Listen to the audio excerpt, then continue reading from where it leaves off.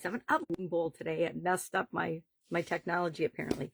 Sharon Horne-Ellstrom here. What are we talking about today? Supersize challenges, of course. AI, because I need to train an AI so that I can get some help with things that I want to control, but I want some technological help with.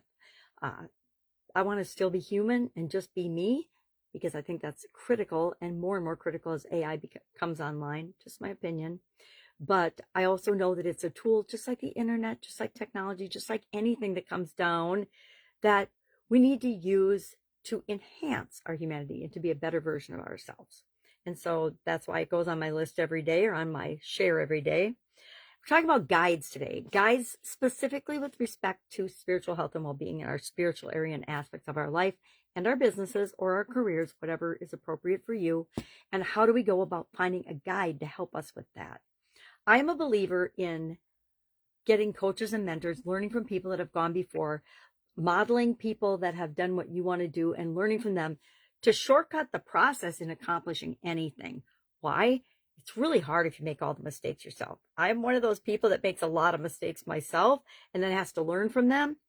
And I'm here to say it is well worth the investment to have somebody help you skip some of the pitfalls, skip some of the challenges, and start off from a higher, more solid foundation.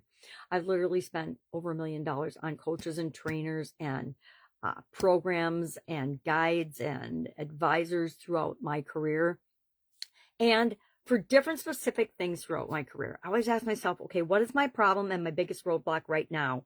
How do I best overcome that so that that's not a roadblock anymore? And then I would find someone that had already solved that problem and learn from them. You can learn from other people. One of the best ways to learn from other people is to read their books, read what they write, read what they do, take their courses, join their programs, learn from people that are doing what you want to do successfully. Do your research, make sure they actually are, but don't be afraid to invest in yourself. You are the best investment you will ever make in anything. And I don't care. You can talk about different types of financial investments. You are still investing in your skills, and marketable skills is the best thing that you can ever do. And the fastest, easiest way to do that is to model other people that have done it, learn from people that have gone before. And this applies to the spiritual area and aspect of our life, just like it does for every other area and aspect of our life.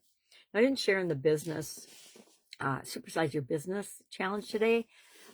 My spiritual guides, I forgot to talk about that, but my spiritual guides have been different and varied throughout the course of my life. And the big turning point for me, where I really opened up and changed how I look at and what I look at, and how I now look at a ton of different information with respect to what makes us work as human beings, what makes us tick, what works, what doesn't work. And then I use myself as my own science experiment, and I try things out on myself before I ever share them with anyone else.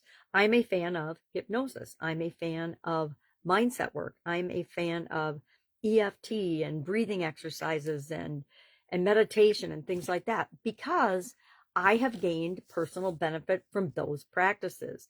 Now, I didn't figure out how to do it on my own. I did like I always do. When I wanted to learn how to meditate, I looked at a whole bunch of different resources for meditation. And nowadays with AI, there was no excuse with the internet, but now there's really no excuse with AI from finding out a breadth of information you need, and then picking and choosing what works for you, and try those things on and make them a practice, and incorporate them into your life if they make sense.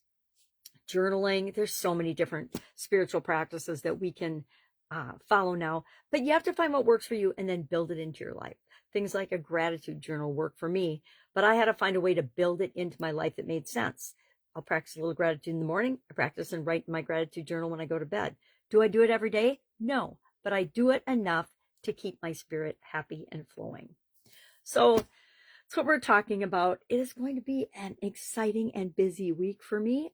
I hope it'll be an exciting and busy week for you. If I can help you in any way, if you have any questions, reach out and ask. I might not know the answer, but I guarantee I know somebody that does, or a resource that will help you get the answer you need fast. That's it. That's all I've got today. Make it an awesome day. Planning for this week. So Sunday is my day to plan for the week ahead. I don't know if you do that, but I have found it makes me feel so much lighter and better by doing that, because I know what to expect. And I actually am down to, okay, don't even laugh at this. This is my 1-page week for the week, this past week sheet. It goes Sunday to Saturday for me, because that's how I like to plan it. And I have some things that I usually commit to doing on Sunday. So I wanted that on my schedule as well. But then I have a checklist of, these are my 3 non-negotiables, the things I'm going to do every single day, no matter what. And then this is usually my list of meetings and things I have. And I've been going light on the meetings lately because I'm in a learning mode with the coaching program that I'm in. And so that means a lot of my time I want to devote to that. All right. That's it. Have an amazing day. And I'll, of course, be with you tomorrow.